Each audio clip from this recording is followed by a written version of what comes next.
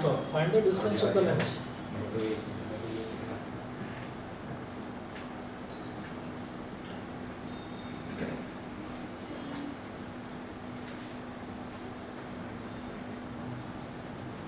Find the distance of the lens from the filament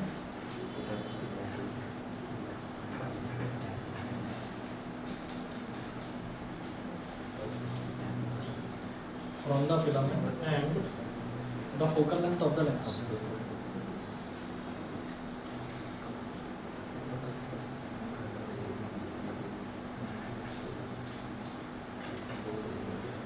अच्छा, reflection और refraction दोनों ही हमारे सिलेबस में। तो रिफ्लेक्शन में हम ये देखते हैं कि रिफ्लेक्शन कहाँ होता है, जहाँ पर भी मिरर होते हैं, तो मिरर में रिफ्लेक्शन होता है, और रिफ्रैक्शन कहाँ होता है, लेंस में होता है। अब मिरर में हमारे पास ज़्यादातर मिरर, जो ज़्यादातर केसेस, जो 6 केसेस होते हैं, वो 6 केसेस कहाँ पर होते हैं, वो होता है कॉनकेव मिरर में। और अब इसी तरीके से अगर लेंसेज की बात करते हैं तो कॉन्वेक्स लेंसेज में 6 केसेस होते हैं। तो आप ये देखिएगा कि जो कॉनकेव मिरर है जिसमें ज़्यादा केसेस होते हैं वो कन्वर्जिंग वाला होता है, जिसमें ज़्यादा केसेस होते हैं उसी को कन्वर्जिंग बोलते हैं। तो कॉनकेव मिरर जो है that is called converging mirror. ऐसे ही कॉन्वेक्स लेंस जो है उसके 6 केसेस होते हैं, तो वो कन्वर्जिंग लेंस होता है। तो यहाँ पर उन्होंने डायरेक्ट आपको कॉन्वेक्स लेंस ना बोलकर उन्होंने बोला है कि कन्वर्जिंग लेंस है। कन्वर्जिंग लेंस मतलब कॉन्वेक्स लेंस है।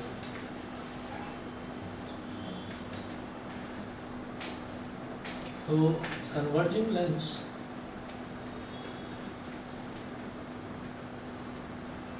means convex lens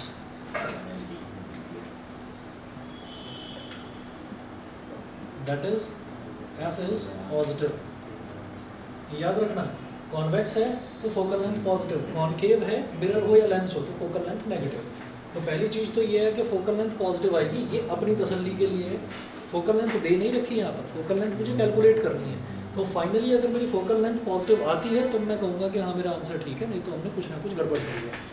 उसके बाद हम ये कहते हैं कि आप लोगों ने शायद बल्ब देखा, बल्ब तो देखा होगा, है ना। तो बल्ब जो है, बल्ब को अगर गौर से देखा हो, नज़दीक से देखा हो, तो बल्ब ऐसा होता है,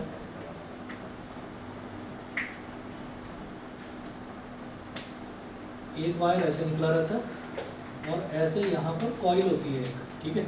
ये जो कॉइल है ना, this coil is called filament. This coil is called filament. और ये जो फिलामेंट है, ये फिलामेंट ग्लो करता है। ग्लो करने का मतलब क्या है कि ये जलता है, एक्चुअल में जलता है, लेकिन इसके अंदर नोबल गैसेस डाल रखी होती है। तो नोबल गैसेस क्या करती हैं, इसको इफेक्ट जो है वो ग्लोइंग, मतलब जलता तो ये है पर उसका टेम्परेचर बहुत ज़्यादा नहीं बढ़ने देती, क्योंकि अगर बहुत ज़्यादा टेम्परेचर बढ़ जाएगा तो जो बल्ब है उसका जो कांच है वो फूट जाएगा। तो इसलिए उसके अंदर एक नोबल गैस भरी जाती है, और कई बार नाइट्रोजन भी भर देते हैं उसके अंदर, क्योंकि नाइट्रोजन जो है वो एक कूलिंग इफेक्ट प्रोवाइड कराती है। तो कूलिंग इफेक्ट का मतलब क्या है कि वो उसका टेम्परेचर नहीं बढ़ने देती। तो कुल मिलाकर ये ग्लो करता है, ये जलता है, और इसके ग्लो करने से ही पूरे रूम में या जहाँ पर भी बल्ब लगा हुआ है वहाँ रोशनी होती है। सर गैस नहीं होगी तो फट जाएगा। फट जाए से वो गैस खत्म होने की वजह से फटता ही बल्ब। नहीं, हल्का सा अगर कहीं से पंक्चर हो जाए ना, बहुत बारीक सा अगर होल हो जाए तो आपका जो बल्ब है वो खराब हो जाए। इसलिए कि गैस निकल जाती है। गैस निकल ही जाती है, गैस निकलती है वो पूरा का पूरा एकदम टूट जाता है। तो देखिएगा कि जो फिलामेंट है, फिलामेंट की इमेज बनेगी। तो ये जो फिलामेंट इसमें दे रखा है, इस फिलामेंट से तो कंफ्यूज होने की जरूरत नहीं है। फिलामेंट यहाँ पर क्या है, ऑब्जेक्ट है, ठीक। तो इन्होंने बोला था filament of a length is 80 centimetre from a screen, ठीक। तो कॉन्वेक्स लेंस है, पहली बात तो ये कॉन्वेक्स लेंस का मतलब ये लेंस बन गया।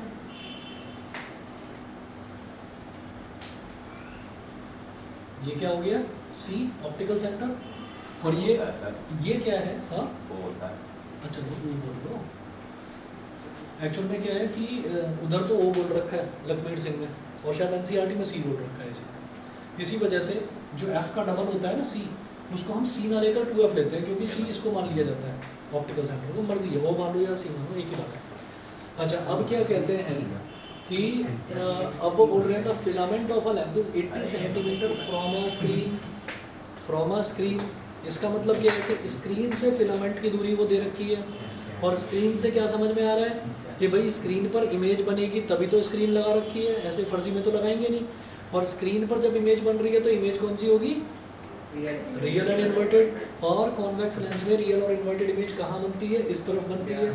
तो हमने कहा कि यहाँ पर आपकी स्क्रीन है, ठीक है। और जो फिलामेंट है, फिलामेंट को मान लो यहाँ पर है ए बी, ये फिलामेंट हो गया, this one is my filament. तो इसका जो यहाँ से डिस्टेंस होगा, यहाँ से जो डिस्टेंस होगा दैट इज यू, वो यू होगा, ठीक है। और यहाँ से यहाँ का जो इमेज का डिस्टेंस होगा दैट इज वी। ये यू और वी का टोटल 80 सेंटीमीटर दे रखा है।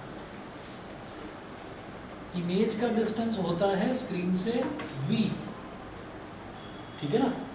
हम ये कहते हैं कि ये जो ऑप्टिकल सेंटर है, इस ऑप्टिकल सेंटर से जो स्क्रीन है, स्क्रीन पर ही तो इमेज बनेगी ना, तो ये वाला डिस्टेंस तो हो गया v। ऑप्टिकल सेंटर से स्क्रीन का डिस्टेंस, क्योंकि स्क्रीन मतलब इमेज का डिस्टेंस, क्योंकि स्क्रीन पर ही इमेज बनती है। तो इसका मतलब v नहीं दे रखा है इन्होंने, u नहीं दे रखा, लेकिन दोनों का टोटल दे रखा है। दोनों का टोटल कितना दे रखा है? 80 सेंटीमीटर। अब एक तो ये दे रखा है, और क्या बोल रहे हैं ये मिटा रहा हूँ मैं इधर से। क्या हुआ बताओ? खत्म हो गया? दे दो भाई, पेन दे दो किसी बच्चे के पास, एक्स्ट्रा पेन, एक्स्ट्रा पेन वो भी। किसी को होगा, मुझे कोई नहीं देगा। अच्छा, तुमसे कोई दुश्मनी? तुमने कौन सा पाप कर दिया भाई? अच्छा, शायद है मेरे पास। अब कोई नहीं देना चाहता। सर किसी को पेन मैंने लिया था, तो वो मेरे पास ही रह गया। कोई बात ट्यूशन में किसी का था भाई। ये तो हमारा उसका है। दे देना, दे दे। याद दिला देना। चलो भाई, तो अब जरा देखिएगा कि मेरे पास u और v दोनों का सम दे रखा है। चलिए जी, ये हो गया। इसके बाद इन्होंने क्या बोला? Magnified 3 times. तो मैग्निफिकेशन कितना दे रखा है? m इज इक्वल टू क्या होता है? v upon u। m is equal to v upon u, या फिर h2 अपॉन h1। अभी h2 अपॉन h1 का तो मेरे को कोई ज़रूरत है नहीं इसमें, ठीक है। तो मैं एक काम करूँगा, मैं इसको इज इक्वल टू 3 बोल देता हूँ, इज इक्वल टू 3 बोल देता हूँ। मैग्निफिकेशन को 3 ले लिया। इन्वर्टेड इमेज बन रही है ना, तो -3। रुकते जाओ। तो ये u जो है, u को तो u ही बोलते हैं ना, लेकिन u की जो वैल्यू होती है उसको नेगेटिव या पॉजिटिव लेते हैं, है ना। तो u को आप x मान लो। Let u is equal to, अब x थोड़ी मानूंगा, माइनस एक्स मानूंगा, क्योंकि u कहाँ पर मेजर करा जा रहा है? इस तरफ।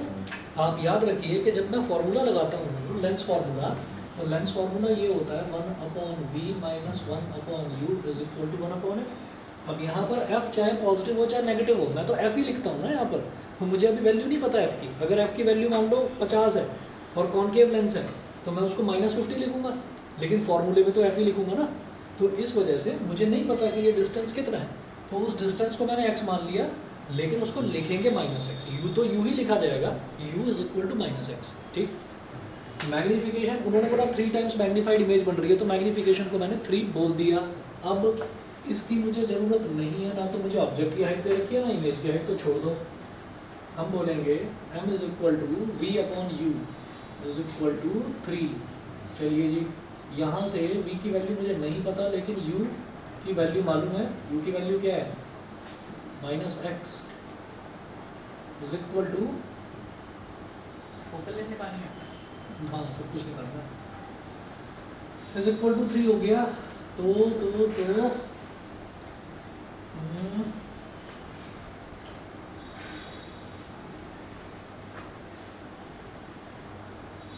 देखना जरा। एक मिनट रुको बस।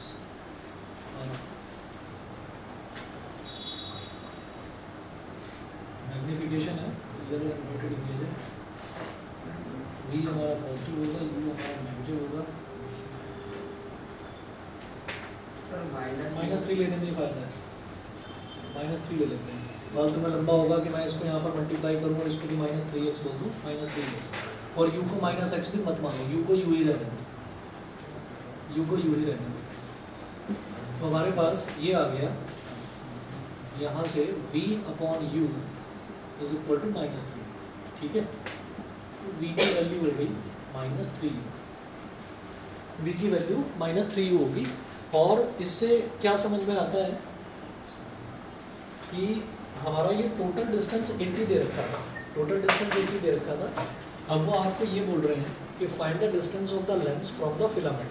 लेंस का डिस्टेंस फिलामेंट से निकालिए, यानी कि ऑब्जेक्ट डिस्टेंस यू पूछ रहे हैं। And focal length of the lens, focal length of the lens यानी कि एफ बी पूछ रहे हैं। The filament of a lens is 80 centimetre from a scale. The filament of a lens is 80 centimetre from a scale. चलिए जी, by lens formula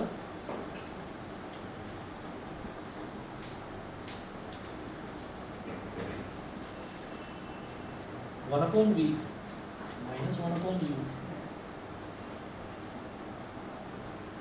one upon v minus one upon u is equal to one upon f. ये हो गया। अच्छा, और हमारे पास f की value नहीं है तो कोई बात नहीं, कर रहा अरे कर रहा हूँ रुको, जैसे रुकिए आप।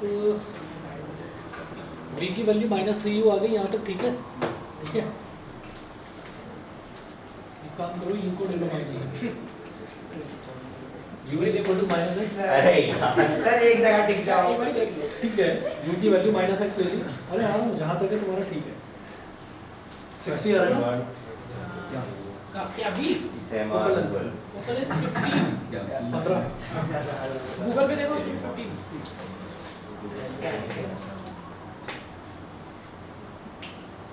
अब ठीक है, u की वैल्यू -x ले ली तो v की वैल्यू प्लस का 3x आ जाएगी। और प्लस का 3x बिल्कुल ठीक है, क्योंकि पॉजिटिव साइड में है तो पॉजिटिव साइड में वो प्लस का 3x ही आएगी।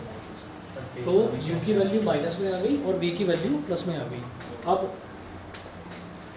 क्या करेंगे कि ये जो हमारे पास लेंथ है ना, ये पूरी की पूरी लेंथ ये 80 सेंटीमीटर दे रखी है। तो ये वाली लेंथ जो है, क्योंकि हम फॉर्मूले में इसको ऐसे रखते हैं कि ये वाली जो लेंथ है ये हमारे पास x है और ये वाली लेंथ 3x है। तो मैं ऐसे लिखूंगा x plus 3x is equal to 80। x plus 3x is equal to 80, समझ रहे हो? ये मैं लेंथ निकाल रहा हूँ अभी। तो x प्लस 3x, और इसको मैंने अभी लेंस फॉर्मूले में नहीं डाला, लेंस फॉर्मूले में डालते तब नेगेटिव पॉजिटिव वो तब देखेंगे। x प्लस 3x हो गया, तो x प्लस 3x कितना हो जाएगा? 4x।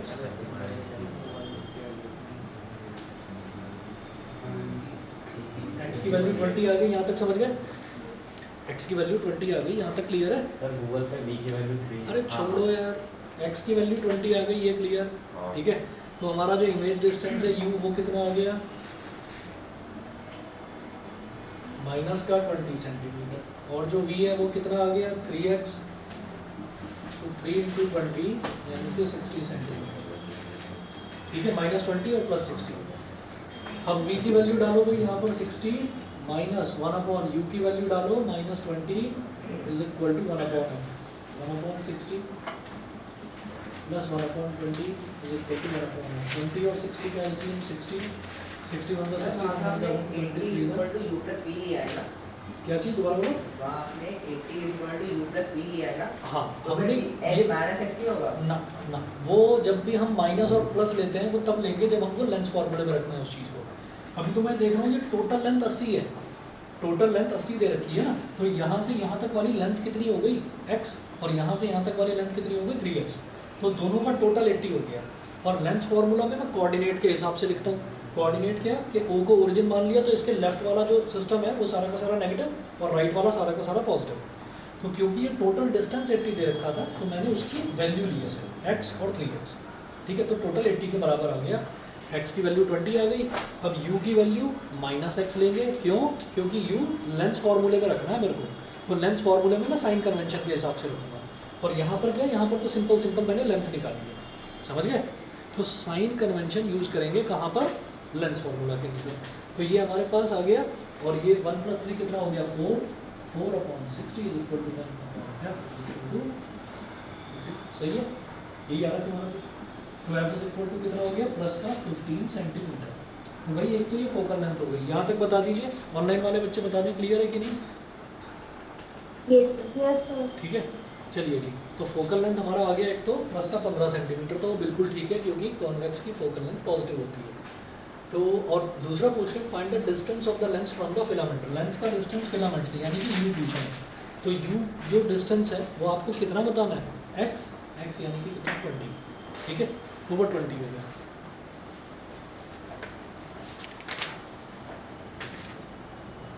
तो 56 का 8 20 और 15 ठीक है, 256 का 8वां। बोलो।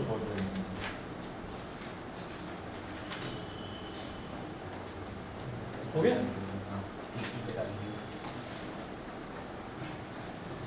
ग्रुप में भेज दियो वे।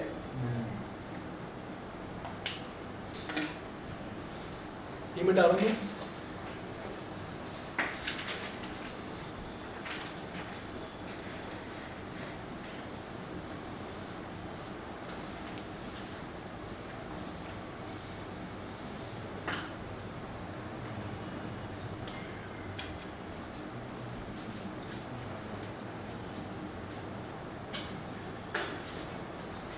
साइंस होगा। चल रहा है। ये फिर से कीड़ा आ गया। तेरे पीछे बढ़ रहे हैं। क्या दिखो कर दिखो रहे दिखो हैं? दिखो।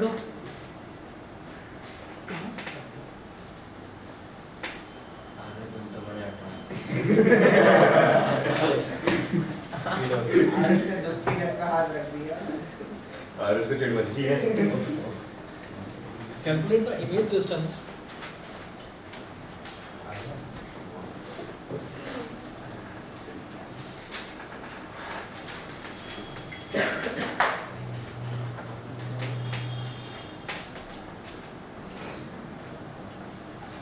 Calculate the image distance for an object of height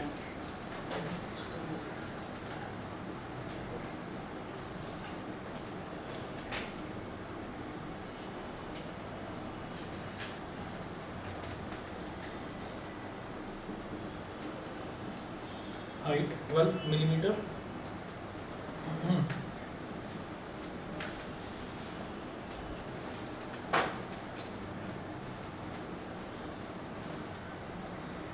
At a distance of 0.20 meter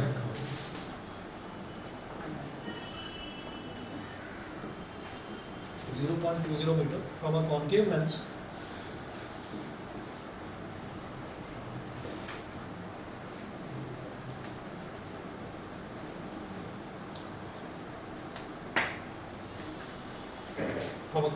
of focal length 0.30 meter and state the nature and size of the image.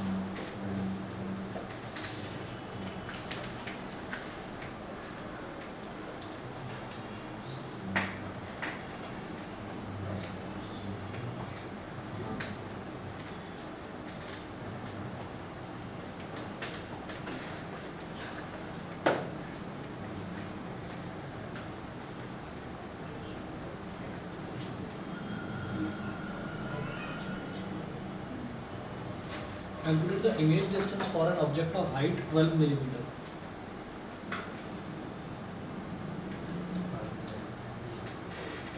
बाकी सब कुछ जो है वो मीटर में दे रखा है. चलिए, अच्छा ये जो मिली होता है, मिली का मतलब होता है 10 की पावर -3. ठीक है, हमेशा याद रखना. मैं एक रिलेशन आपको बता देता हूँ. सर इससे अच्छा 12 मिलीमीटर को 1.2 सेंटीमीटर और 20 मिलीमीटर को 200 सेंटीमीटर ले सकते हैं ना. अच्छा, हाँ वो भी करा जा सकता आसानी है. पड़ेगी 10 की पावर n से ज़्यादा. ठीक है, मीटर में कर, सेंटीमीटर में करूँ कन्वर्ट. कुछ नहीं पड़ा। एक बात बता, तो पहले से सॉल्यूशन देख के आया? अरे कर तो दिया था, अगला था. ठीक है, 1 सेंटीमीटर में 10 गूगल मिलीमीटर मार के देख जैसा कहाँ गलती हो रही है। समझ रहे हैं. 1 सेंटीमीटर में 10 मिलीमीटर होता है. तो हमने ये कहा कि ये जो मिलीमीटर है इसको सेंटीमीटर में कन्वर्ट कर दो. तो 12 मिलीमीटर है और हाइट ऑफ ऑब्जेक्ट जो है, ऑब्जेक्ट हमेशा सीधा रखा जाता है, तो height of object is always positive. तो ये जो 12 है इसको 10 से डिवाइड कर दिया, तो ये 1.2 सेंटीमीटर आ गया. 1.2 सेंटीमीटर आ गया H1 के बाद में फिर बात करेंगे. Calculate the image distance for an object of height 12 metre at a distance of 0.20 metre from a concave lens.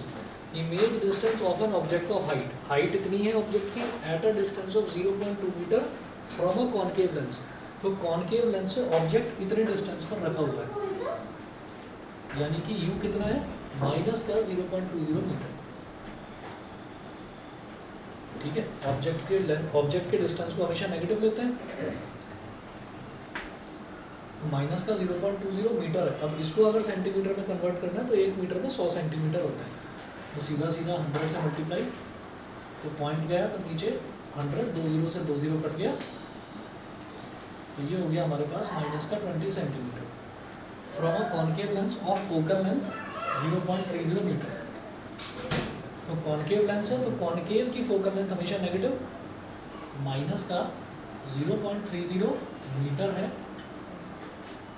तो माइनस का 0.30 इंटू 100, तो पॉइंट गया नीचे 100 आ गया, 2 0 से 2 0 कट गया, तो ये हमारे पास आ गया माइनस का 30 सेंटीमीटर।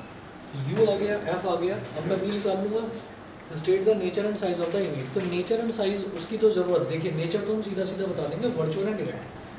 कॉनकेव लेंस के केस में हमेशा वर्चुअल और इरेक्ट इमेज बनती है। साइज भी डिमिनिश्ड बनता है, वो साइज अभी कैलकुलेट कर देंगे।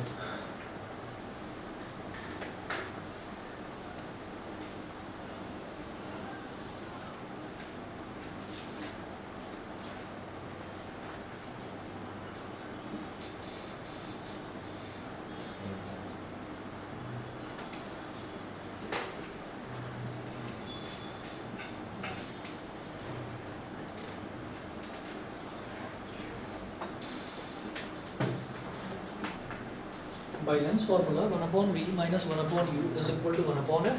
तो 1/v माइनस 1/u कितना है, -20 is equal to 1/f। f कितना है, -30। 1/v plus 1/20 is equal to -1/20। इसको उधर ले जाइए,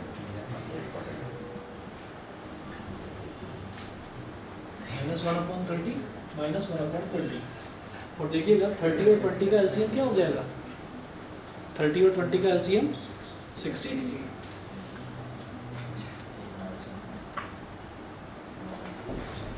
तो 30 2 जा 60, 2 1 जा 2, -2, 20 3 जा 60 और 3 1 जा 3।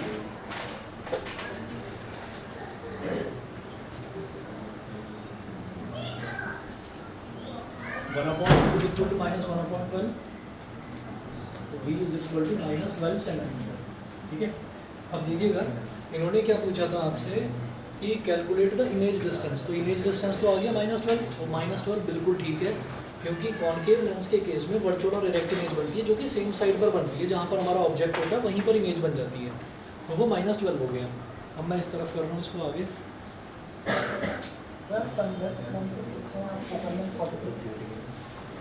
क्या बोल रहे हो,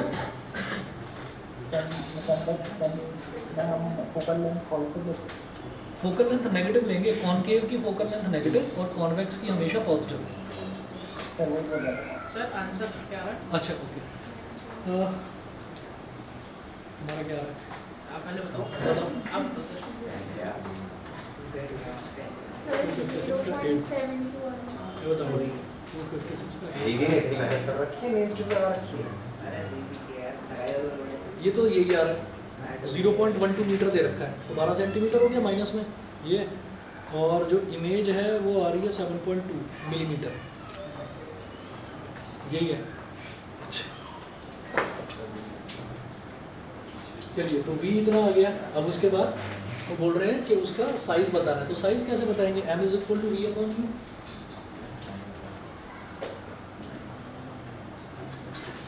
is equal to h2/h1 v/u। तो भाई v -12 और u -20 इज इक्वल टू जो h2 है, यानी कि हाइट ऑफ इमेज बतानी है, और हाइट ऑफ ऑब्जेक्ट कितना दे रखा है 1.2, वो पॉजिटिव होता है हमेशा। माइनस माइनस कट गया, इसको इधर ले जाओ, 20h2 1.2 इंटू 12,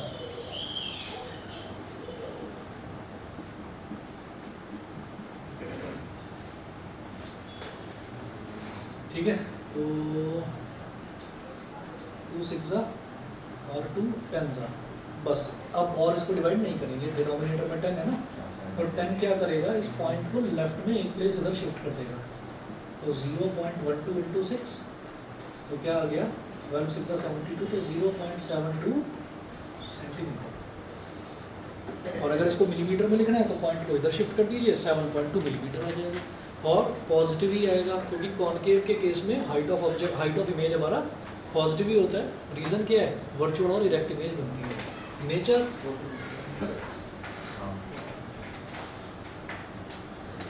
वर्चुअल नहीं इरेक्ट। बताओ भाई, और तो किसी को कोई डाउट नहीं है? और तो नहीं भाई सर H1 आदित्य। ऑब्जेक्ट है तो क्या ऑब्जेक्ट सर H2 ऑब्जेक्ट है तो क्या हाँ नहीं H1 होती है हाइट ऑफ ऑब्जेक्ट और H2 होती है हाइट ऑफ इमेज। उसी में हाँ, बस ये ऐसे ध्यान रखना, कभी गलती नहीं होगी। ऐसे ध्यान रखना कि H1 मतलब 1 तो पहले आता है, तो पहले ऑब्जेक्ट आएगा, बाद में उसकी इमेज आएगी ना, तो बाद में 2 आता है। तो जो पहले आता है वो ऑब्जेक्ट, जो बाद में आता है वो इमेज। H और H डैश तो ठीक है। चलिए जी ठीक है। तो अब जरा मेटल नॉन मेटल कर लें, या किसी और को कोई डाउट हो 15-20 मिनट में कोई बात नहीं। रिफ्रैक्टिव इंडेक्स वो भी बता रहा हाँ सर मैं उसी पे आया कुछ क्वेश्चन करा ऊपर से हूँ। क्या बोल रहे हो?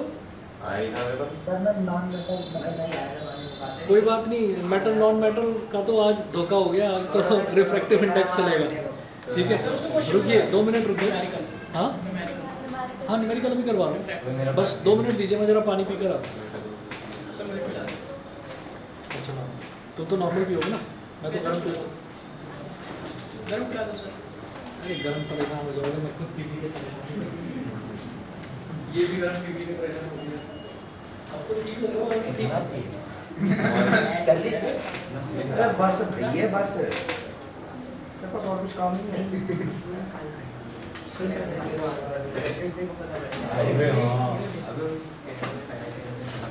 यहाँ से पूछ जाएंगे एक्सपेरिमेंट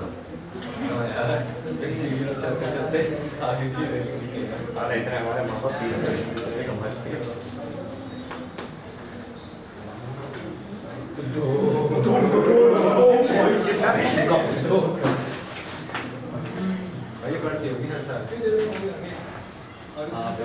मुझे ऑनेस्टली बताओ तुम में से कौन लिखेगा मेरा पेपर है पेपर में ये दिख रहा है तेरे को ये नीचे तक साल नीचे तक ज्यादा नहीं हो गया महीने के बता दो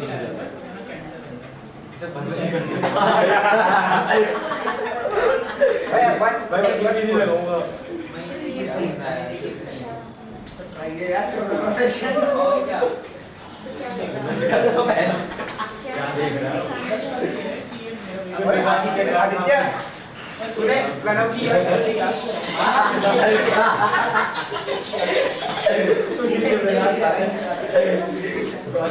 क्या वो मारने का इसका सब मार दूंगा यार बात एनिमेशन को बोली होता है 3-4 पहल लाओ कोई ले हम नाम में देख ले तू एक का यहाँ पर फोन हमारे पास ओए आ गया आल्या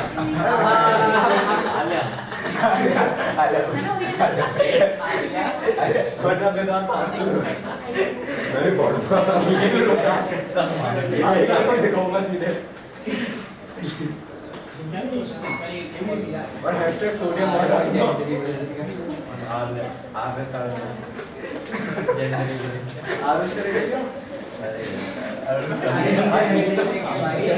ये वाला नहीं इज्जत नहीं आ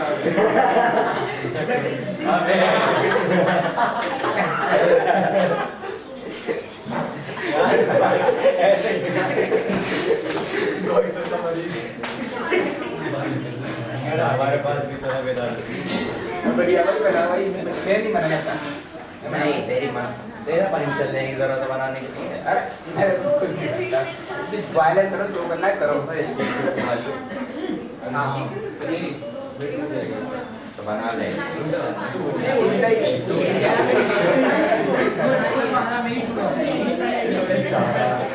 कोई नहीं भाई तूने सेव कर दिया तूने सेव कर रखी वीडियो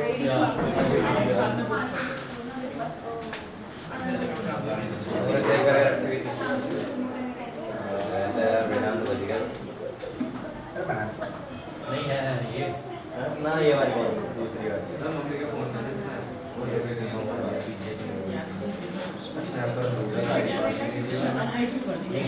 बहुत टाइम देती वो दो हाँ ये तो दूसरी बात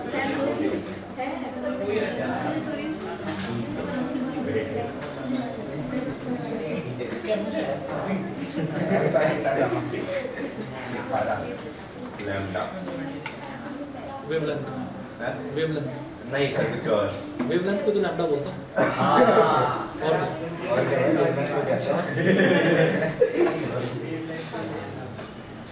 नोट कर लो सर सबके जवाब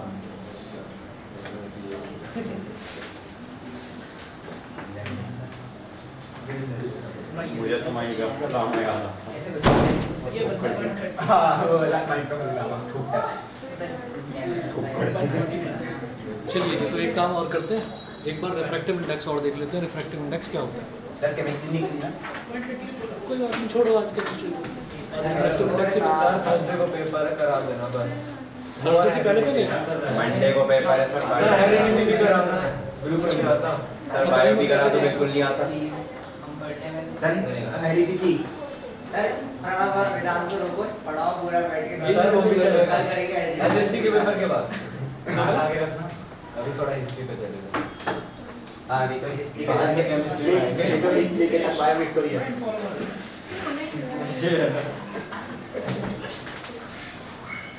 देहरादून पब्लिक स्कूल।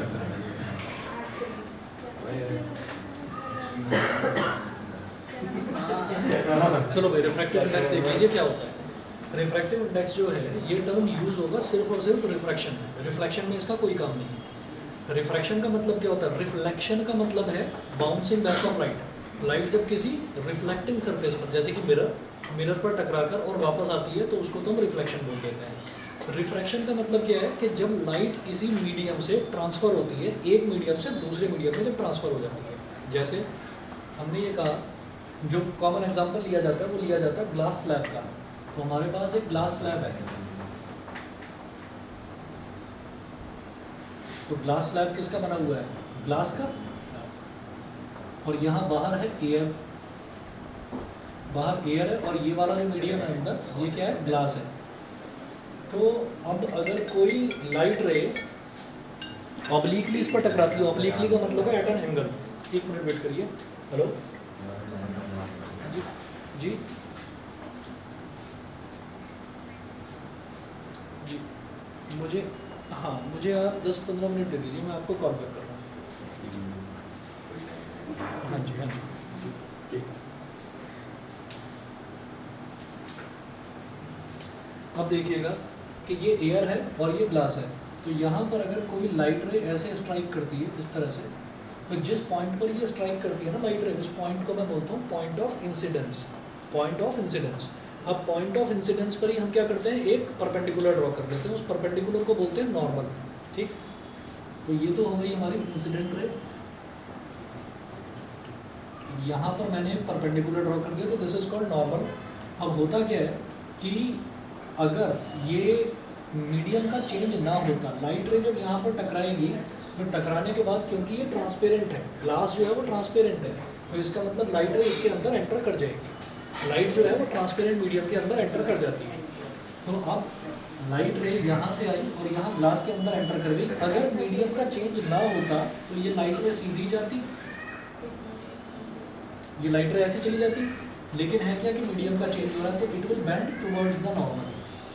अच्छा, अब टुवर्ड्स द नॉर्मल का क्या फंडा है?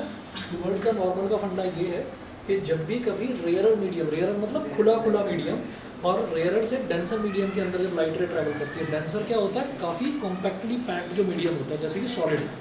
तो रेयरर से डेंसर मीडियम में जब भी लाइट रे ट्रैवल करती है तो it bends towards the normal, और जब भी डेंसर से रेयरर में जाती है तो it moves away from the normal.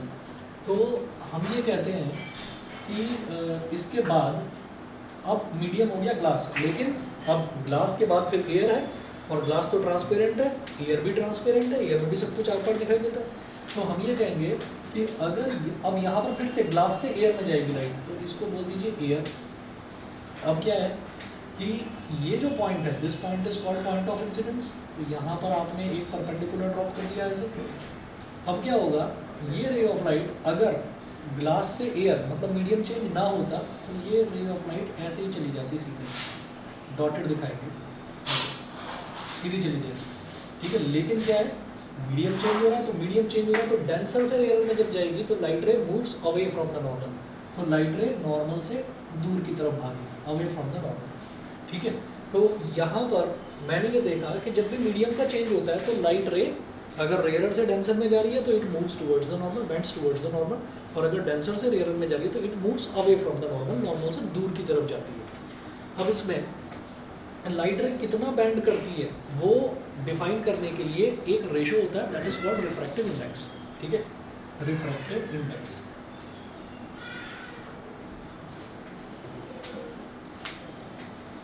Refractive index of glass, अगर ये बोल दिया जाए रिफ्रैक्टिव इंडेक्स ऑफ ग्लास, सिर्फ ये बोल दिया जाए तो इससे मुझे अपने आप ही समझ लेना है कि रिफ्रैक्टिव इंडेक्स ग्लास का है और लाइट रे एयर से आ रही है और ग्लास के अंदर एंटर कर रही है, एयर से ग्लास के अंदर एंटर कर रही है, ठीक है। तो जिसमें लाइट रे एंटर करती है ना, रिफ्रैक्टिव इंडेक्स उसका दिया जाता है, जहाँ से आती है उसका नहीं, जिसके अंदर एंटर कर रही है, तो वो ग्लास के अंदर एंटर कर रही है तो ग्लास का दिया जाता है। तो अगर रिफ्रैक्टिव इंडेक्स ऑफ ग्लास है तो हम इसको बोलेंगे ईटा।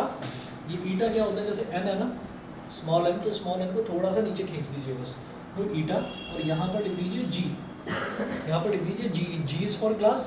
अच्छा, लाइट रे ग्लास में कहाँ से आ रही है, एयर से आ रही है, तो इससे पहले लिख दीजिए ए, तो ए ईटा जी का मतलब ये है light ray is entering from air to glass, ठीक है। और एग्जाम में हो सकता है वो आपको सिर्फ ये दे दे रिफ्रैक्टिव इंडेक्स ऑफ ग्लास, तो रिफ्रैक्टिव इंडेक्स ऑफ ग्लास का मतलब क्या है, इसका फॉर्मूला क्या है, पहले तो ये देखो, इसका फॉर्मूला है speed of light, speed of light in air upon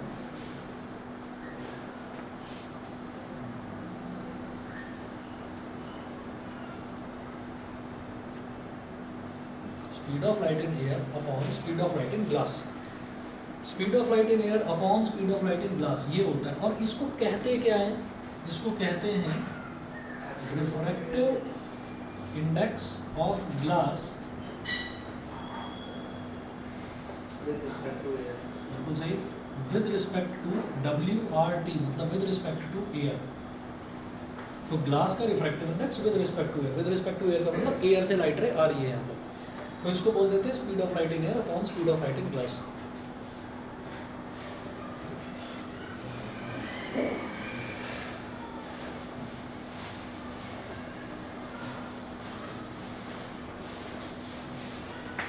अब किसी किसी केसेस में हमको ये नहीं पता होता कि हमारा मीडियम जो है वो एयर है, ग्लास है, क्या मीडियम है, तो हमको मीडियम का नंबर दे रखा होता है, कह देते हैं मीडियम 1 से लाइट रे मीडियम 2 में एंटर कर रही है, ठीक है। तो हम ऐसे कह देते हैं कि मान लीजिए इफ लाइट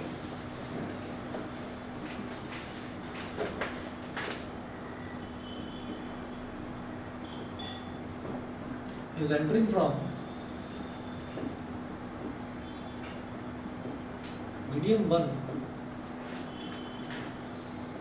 to medium 2, अगर लाइट रे मीडियम 1 से मीडियम 2 में एंटर कर रही है तो आप क्या लिखेंगे, इसको ईटा, इधर लिखेंगे 1 और इधर 2। भाई जैसे एयर से ग्लास में लाइट रे एंटर कर रही थी तो ए ईटा जी लिख दिया था, अब मीडियम 1 से मीडियम 2 में एंटर कर रही है तो 1 ईटा 2 लिख देंगे उसको। तो 1 ईटा 2 का मतलब क्या है, speed of light in medium 1 upon speed of light in medium 2, इसको बोल दीजिए इक्वेशन नंबर 1। फर्स्ट इक्वेशन हो गई। दूसरा, if light is entering from medium 2 to medium 1, अगर लाइट रे मीडियम 2 से मीडियम 1 में एंटर कर रही है तो उसको क्या बोलेंगे, 2 ईटा 1, 2 ईटा 1। तो मीडियम 2 से मीडियम 1 में एंटर कर रही है तो क्या लिखेंगे, speed of light in medium 2 upon speed of light in medium 1, v2 upon v1। ये हो गई इक्वेशन नंबर 2। इक्वेशन 1 और 2 दोनों को मल्टीप्लाई कर दो, मल्टीप्लाई फर्स्ट एंड सेकंड।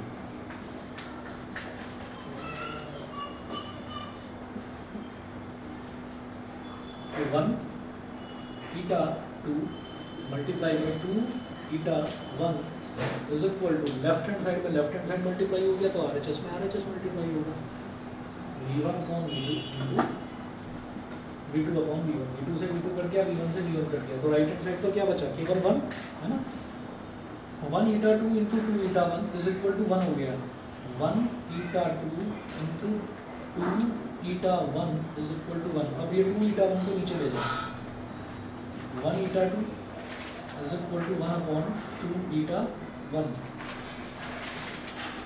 ठीक है इसका मतलब क्या हुआ इसका मतलब ये है कि example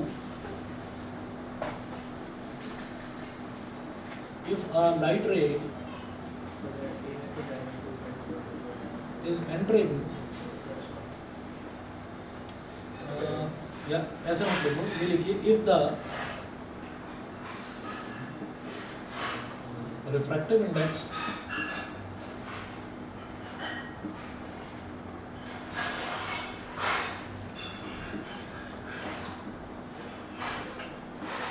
of medium 1 with respect to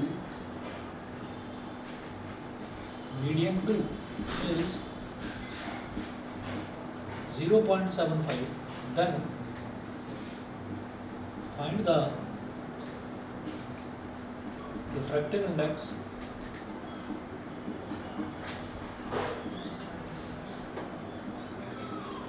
of medium 2 with respect to medium 1 तो रिफ्रैक्टिव इंडेक्स जो है if the refractive index of medium 1 with respect to medium 2 क्या लिखूंगा इसको मैं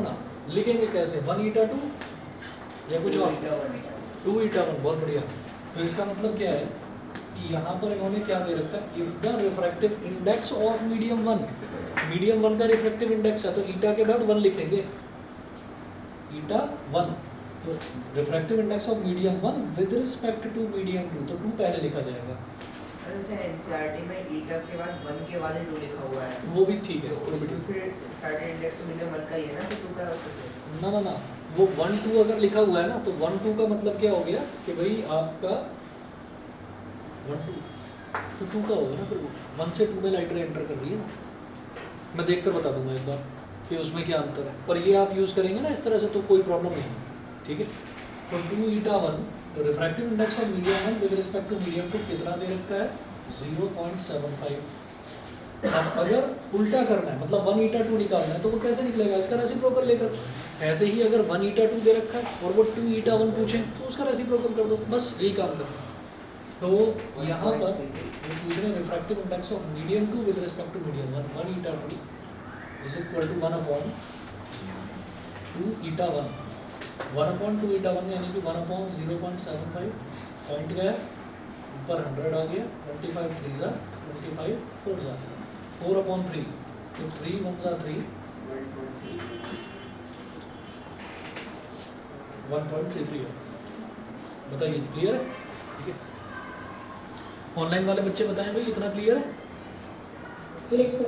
ठीक है चलिए जी आज फिर इतना ही कर लेते हैं और रिफ्रैक्टिव इंडेक्स में और कोई डाउट तो नहीं है न्यूमेरिकल कौन सा है कोई बताओ चलो ठीक है पूछ लेंगे परसों पेपर ही है अगर डाउट हो ना कोई तो मेरे को व्हाट्सएप कर देना ठीक है मैं व्हाट्सएप पर ही आपको सॉल्व करके भेज दूँगा ठीक है भाई मेहनत करिए सभी बच्चे एग्जाम्स तो सभी के चल रहे होंगे कर लो भाई